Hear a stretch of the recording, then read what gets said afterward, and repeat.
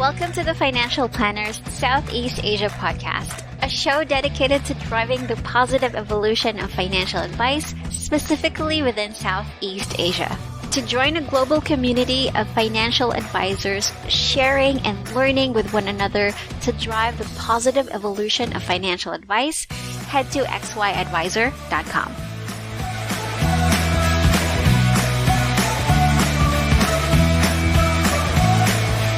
Hey guys, welcome to another episode of the Financial Planners Southeast Asia podcast. Gwen here, and today I am with R Kumaran. He is an MDRT coach and the CEO of the insurance collective that is based in Singapore, but is available worldwide. So we will talk about that later on as we progress to the podcast. But first, thank you so much for coming in, Kumaran. It's very wonderful to have you here in the podcast. My pleasure, Gwen. Thank you so much for having me on board.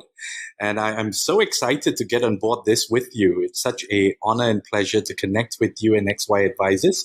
So, yep, it's going to be quite a fun session, I presume. Oh, yes, definitely. Especially because we are actually talking going to talk about a very interesting topic. But before we dive into our main topic for today, I just want our listeners to get to know you more. So, Kumaran, how did you get into the financial advice industry in the first place? We have to go back a long way for that one. Yes, a long way. A long way. So I've been in the industry for 15 years, starting off my career with Prudential Singapore.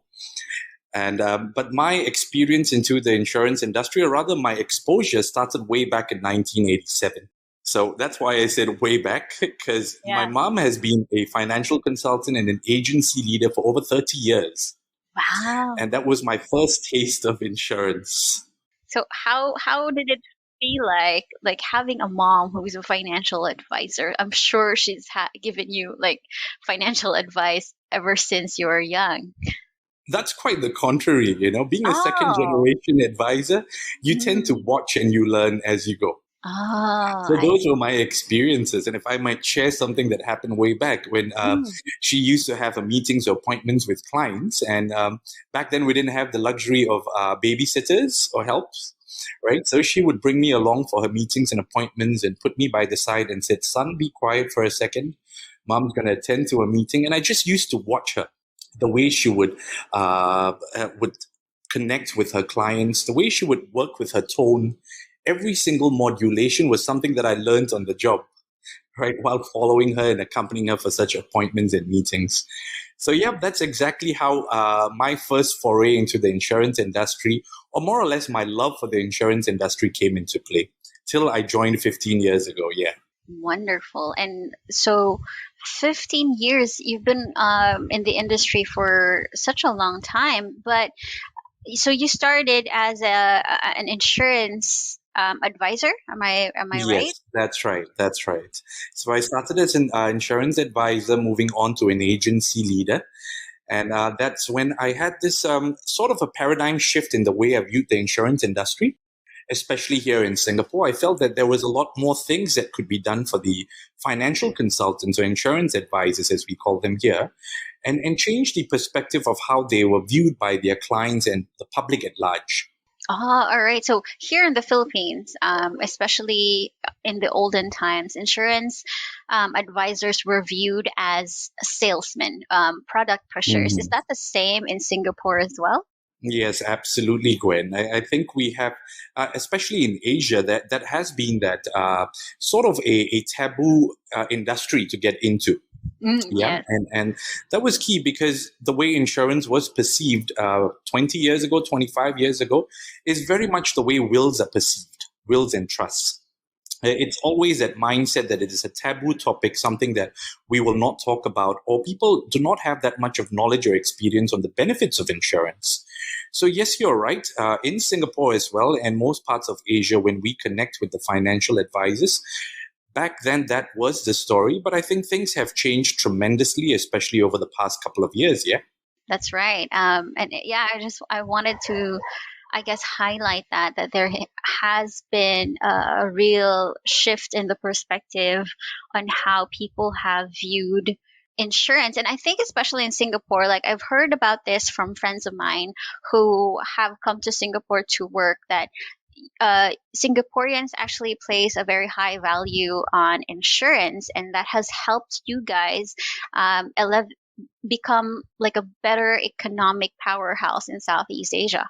Yeah, that's true too, Gwen. The Singapore government takes a lot of steps to initiate campaigns as well as promotions to put out to the public to tell them that, hey, insurance is part and parcel of our lives. It is a very key part of our financial portfolio. And hence, there is a lot of activity. There is a lot of hype which goes about the importance of insurance. And a very interesting thing is also the yardstick that they put out. The insurance bodies and the organizations, MAS, which is the governing authority in Singapore, Monetary Authority of Singapore, have placed a lot of importance on the value of insurance in the Singaporeans as well. Wonderful. That's good to hear that the government is really supporting that. And which brings me to something that you mentioned, that you had a paradigm shift in terms of, or as you got like more into the industry, as you delved more into the industry. Right. And as I mentioned in your introduction, you are the CEO of the Insurance Collective. So can you tell us more about the Insurance Collective? And I'm sure it has something to do with your paradigm shift. Absolutely, Gwen. First, let me tell you that paradigm shift happened just a tad bit before the whole COVID situation hit all of us around the world. And it was actually a pretty bittersweet story for this to take shape. My thought process, even when I was an advisor, was that financial advisors, insurance consultants, even the agency leaders, and insurance in totality was viewed as a taboo topic that we spoke about earlier.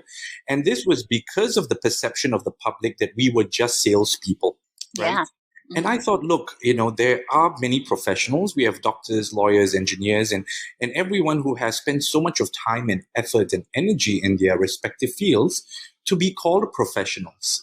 And likewise, in the insurance industry, people who have been practicing it for years, have been in the industry for decades, or those who have been triggered to join the industry too deserve such a recognition.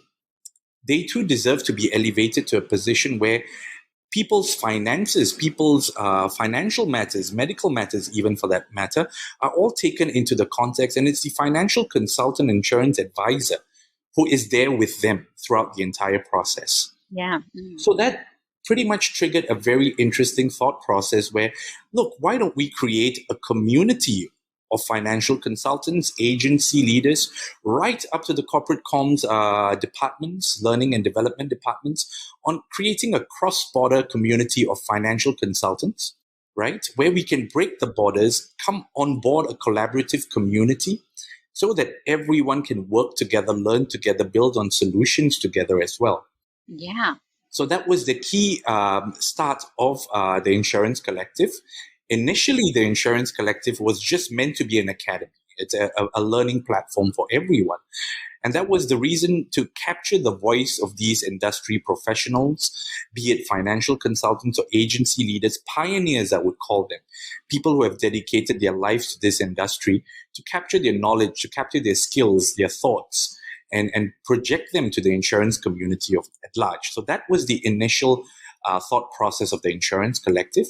Over the year, we have built on more, listening from our financial consultants across the region, from Singapore, Indonesia, Malaysia, Thailand, Cambodia, Vietnam, and even the Philippines as well, where we have a lot of connections with financial consultants and leaders, that let's look at building a much better platform where we could have coaching and mentoring as part of the process as well, right? To look at a much more deeper analytical view of what advisors or leaders really want.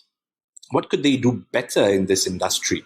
Or how could they propel themselves to a different level using branding, using events, and right up to methods of leads acquisition, which is a very core part of the business as well, into a very different platform where it becomes personalized, it becomes customized for each advisor and agency leader, depending on what they would want to do, what their niche markets are, and at which stage they are in the insurance career as well.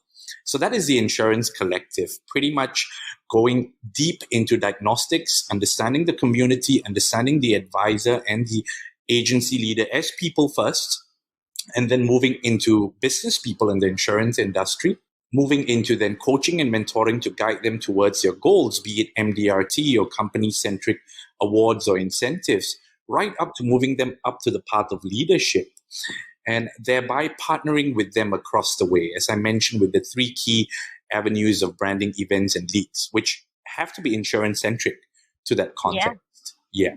So Right. that's how the Insurance Collective came to birth. And we are pretty much on track right now to reach a wider target audience at this stage. Wonderful. And yeah, we actually talked about this before we started recording, that you are actually relaunching the Insurance Collective today. So I wanted to ask, what are some of the things or the new features that you've added in to help more of the like insurance advisors with regards to what you're doing now?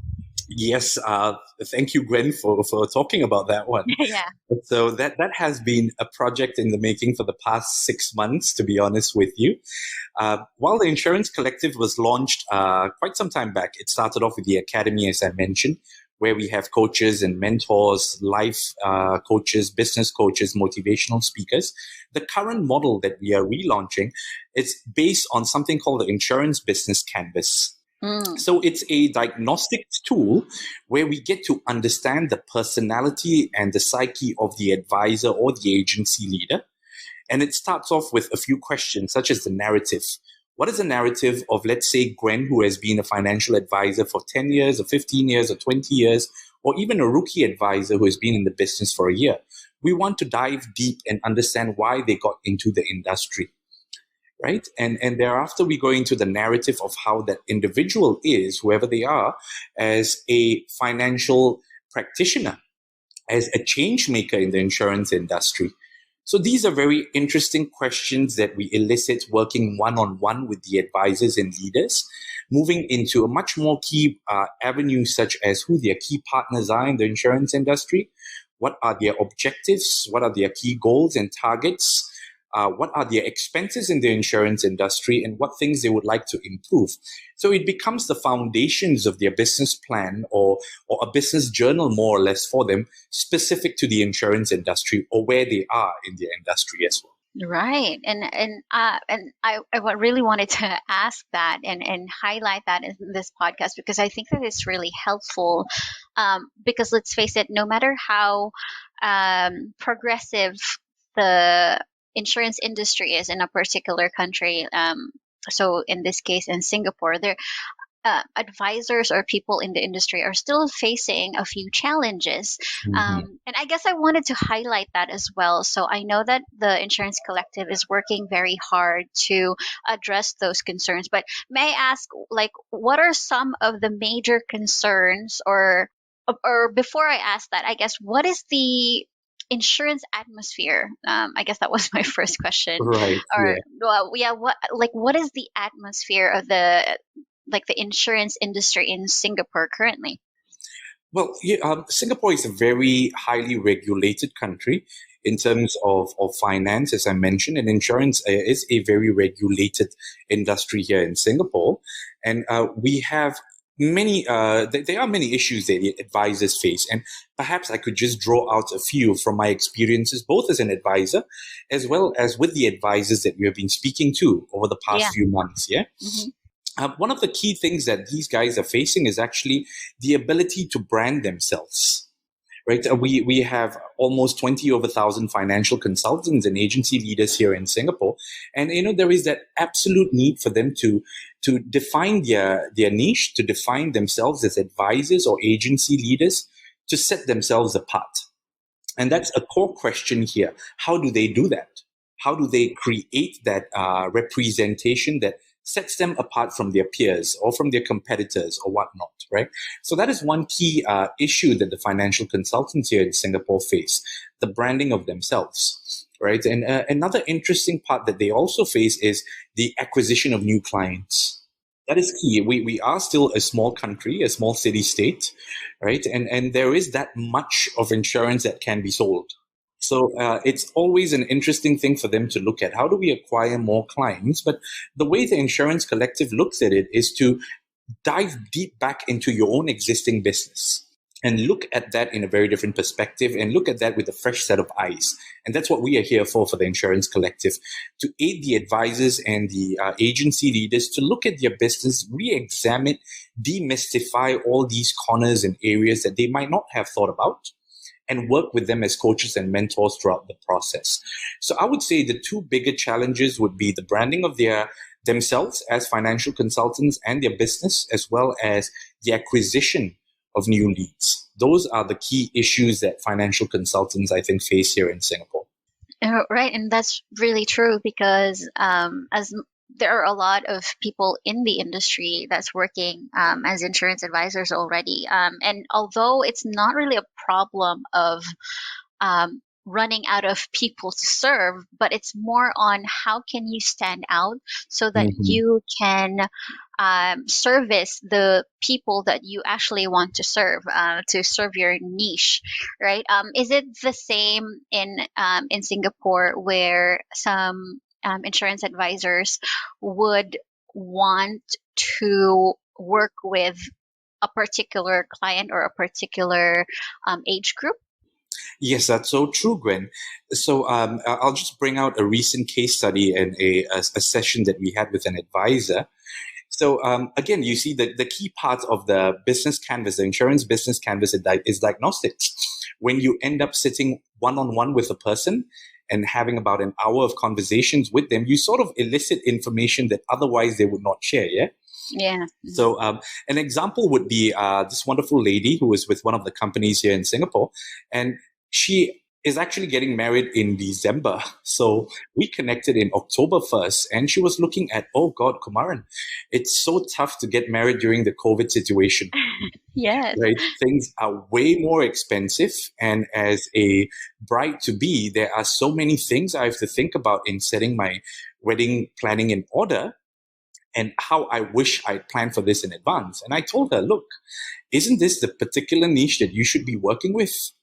You know, people, young couples who are looking to get married, people within her database of clients or prospects who would look at possibly getting married during these COVID situations, who already have gotten married, and share their experiences and understand the finances that go into planning a wedding during such tough times, right? And to be that beacon of hope, or at least a beacon of knowledge that will enable these people to have a peace of mind during this process. Right. Oh, So that's so so perfect because it changes the momentum of it all. And she was like, aha, yes. How do I do that then? And it's very much personal to her. I said, hey, look, you have gone through this process. You are going through it. You know how much it costs. Then why don't you create a community or create your own affiliations and partnerships with bridal salons, with other vendors who are part of the entire process, photographers, food vendors, event partners, event planners, wedding planners. This creates a very unique community for you that enables you to go out and brand yourself to your target clients. And these people could be from the age of their late 20s all the way to late 30s. yeah. So Oh, you that's so already cool. defined a gap in that Yeah. process.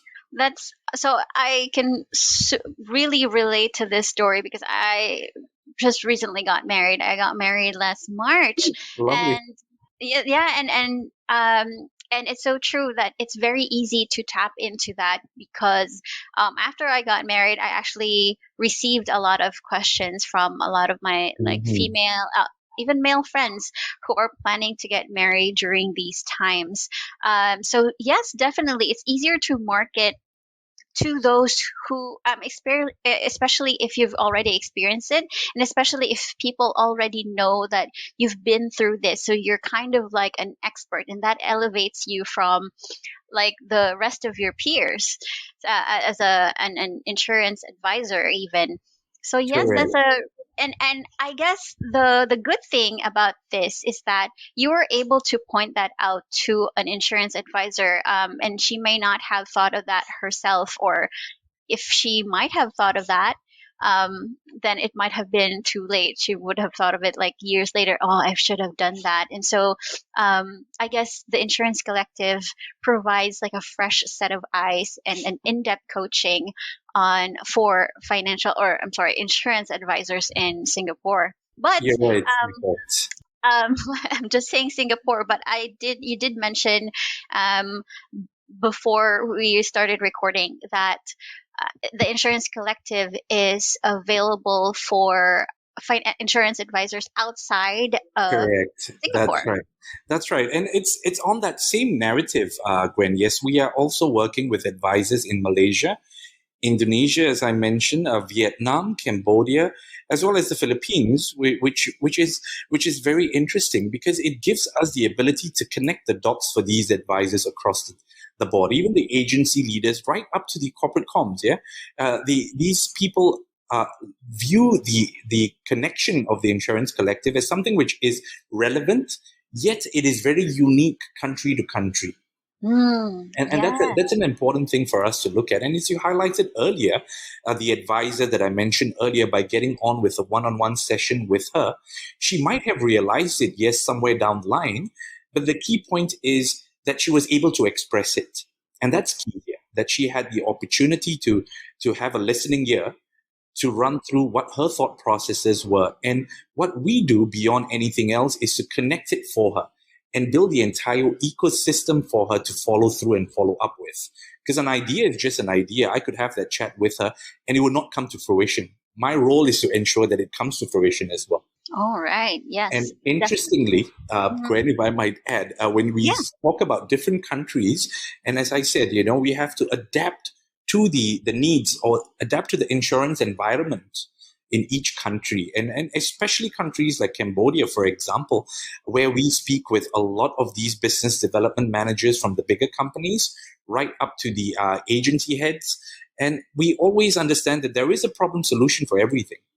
And we need to work with them one-on-one and then work with the complete agency force in understanding what each cluster needs.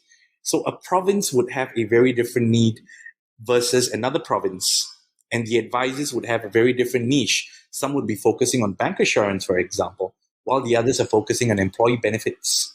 So it's a very unique problem statement each city we go to, and even right up to each advisor that we work with. It's such a interesting and dynamic day for us on a daily basis, on a weekly basis as well. So yeah. Yeah, and it's so exciting because you get to listen to different stories. And I remember one financial advisor told me that it's so not only refreshing, but really, I guess, informative in a way to hear other people's stories and see how you can actually become a forefront in unfolding a better solution for them, and it's never like a one size fits all, and that's kind of exciting too. That's the word. It's never a one size fits all, Gwen. Trust me. It's so dynamic. Yeah. And especially that you're not only working for Singaporeans, you're also working for other countries as well, and that makes it, you can find the solution from one country and apply it to another country. Am I right? Like, is that something that is you guys do? So that's a bit interesting. So when we look at certain countries and the demographics as well as the mindset of the advisors, it is so drastically different, to be honest, Gwen. So you would have advisors from country A who are much more open and receptive to social media and branding, while you might have another advisor, a group of advisors in another country who feel that they would want to still go through the traditional route of working with their clients. So you would have to have a mix of both.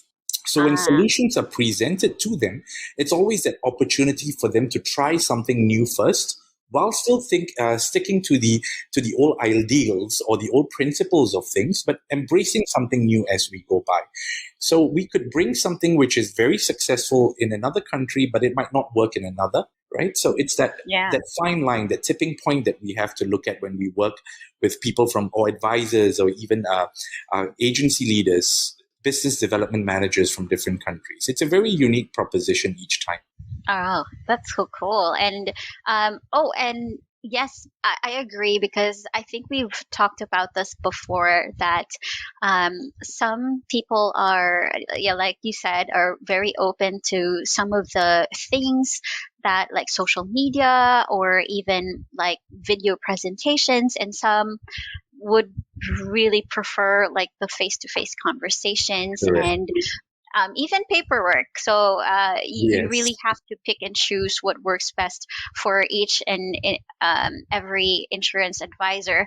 And we talked about this, that not only are you guys catering to the financial side or the business side of, I guess, insurance, you're also catering to the mental health and well-being of your clients and Yes. their clients. That's right. That's right. That's actually a very big part of what we do as well, Gwen. And that's the key starting point, the academy. That's how it all came into fruition, right?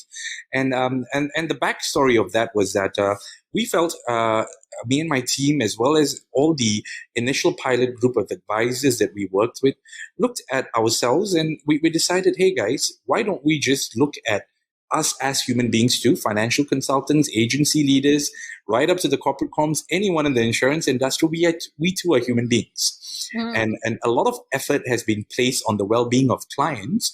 And it's about time that we took a step back and looked at how we could take care of the mental wellness of our advisors. yeah, On the main pillars of their mindset, their soul, their heart, right up to their fitness.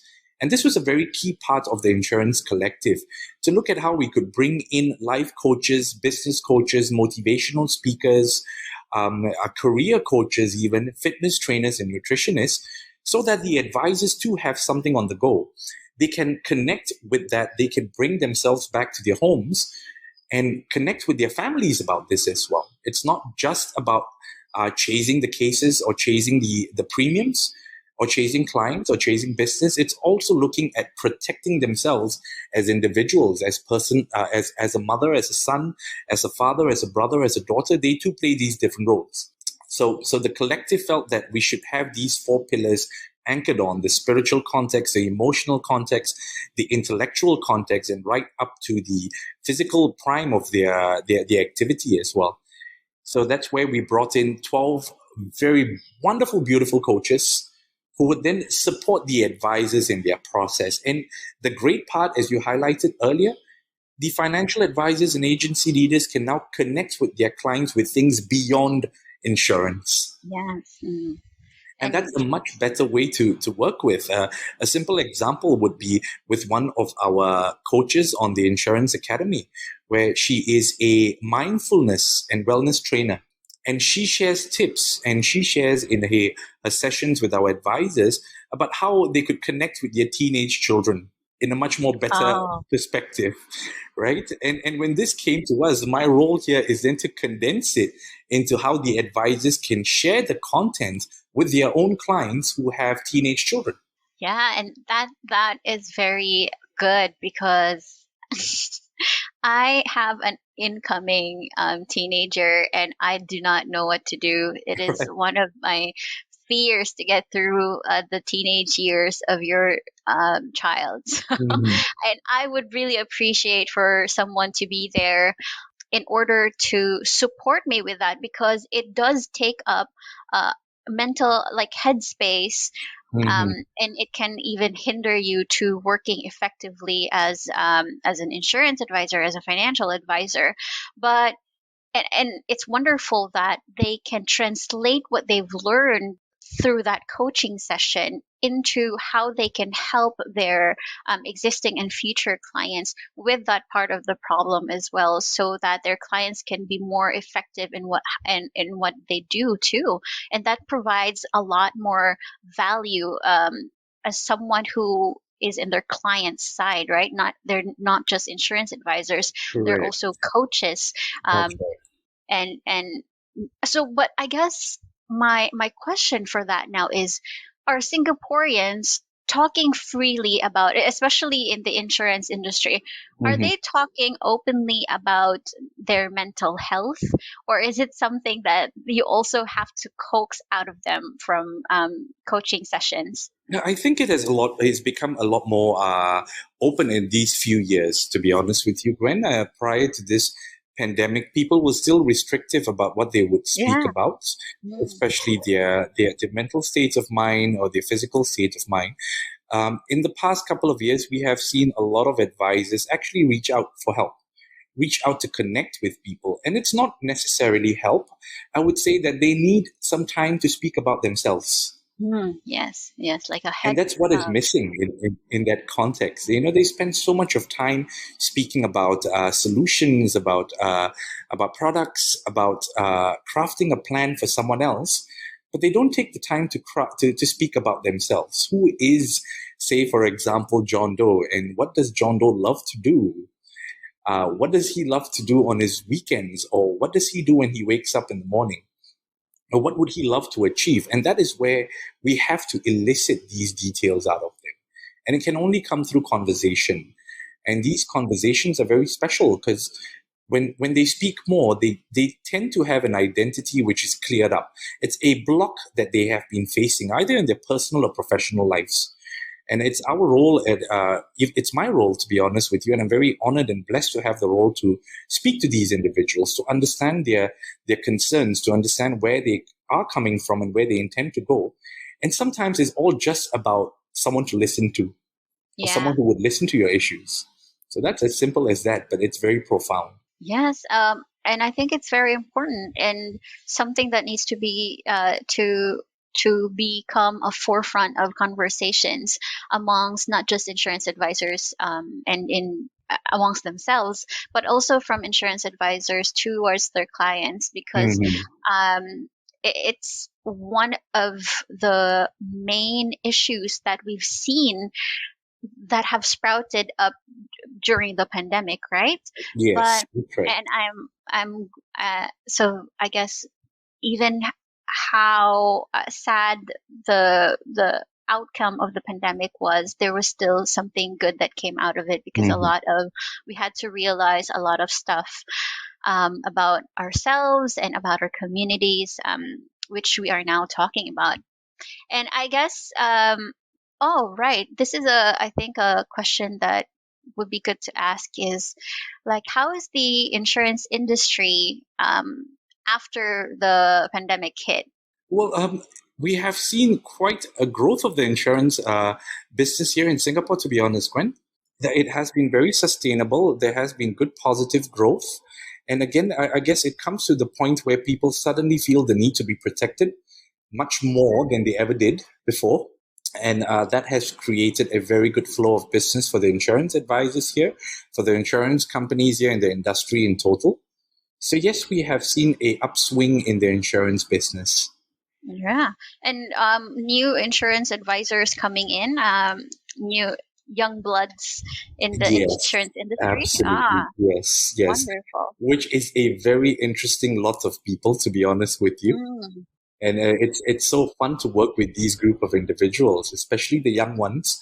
For them to come into this industry, one would think that they are forced to get into this industry, Yeah. and it's not entirely true. I've heard of personally and spoken to a few personally who have been triggered to join the industry due to a tragedy. Yes, yes. And Um, yeah. yeah, I would actually ask about that, because there was a surge in the number of financial advisors and Mhm. insurance advisors who have started their careers in the industry here in the Philippines as well. And most of them is because of, as you said, a tragedy, or not even a tragedy, but like an like a an awakening if Mhm. you say with that life maybe is too short. That's true, but there is a lot that you can do about it in order for yourself to gain peace of mind. So Absolutely. Yeah. yes, and to be able to help other people find that peace of mind is actually a very noble cause. So, yeah, and that's very promising for the industry to see that there are new people realizing the value of insurance and financial planning and how they can help other people find that too. So I guess my final question for you before we end the show, Kumaran, is what would your advice be? Since you've been in the industry for 15 years now, but what would you say to budding insurance advisors who are new to the industry or who are just still thinking about starting in the industry? Well, I would always draw reference to a couple of terms that I have been acquainted with for all these years. It's called Kensho and Satori. So this is a Zen Japanese term or Zen Japanese concept, which has been around for thousands of years, to be honest. So I would just explain that in the context that advisors or future advisors might understand. So Kensho are certain moments in life, which is a gradual unpeeling, right? So for advisors who are new into the industry, there would be many events, circumstances that would gradually shape them towards understanding their purpose or vision in the insurance business. It doesn't happen overnight for everyone. It takes some time. Pioneers in the insurance industry have spent 20 years or 25 years before knowing the true value of what they bring to their industry, right? So I would suggest that they embrace it. They understand the process, yes, but to go through the process without giving up at any one point of time. And then there is the extreme of it all, which is Satori.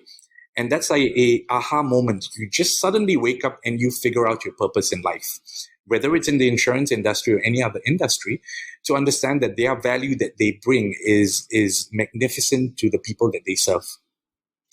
And every advisor, I think, in their lives, future advisors would go through this process of a gradual unfolding of themselves as people, as professionals, which is the Kensho moment. And then you would have the Satori moment, which is a aha moment.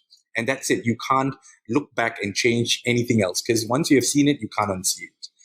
So that would be that process to understand this, to go through it and love every minute of it. That's very sound advice and so profound. Thank you so much. And before we end, where can people find you or get to know more about you? Like if they want to reach out, if they want to be part of the Insurance Collective, how can they reach you? Oh, yes, of course, you can connect with me on LinkedIn, R Kumaran, and also our platform is going to be up on Friday, full and running. Today's the official day, but we are thinking that give ourselves a couple of days and it'll be all ready Yes. for everyone to go through it. It's the insurancecollective.com.sg, and I really hope that we can build a strong community together.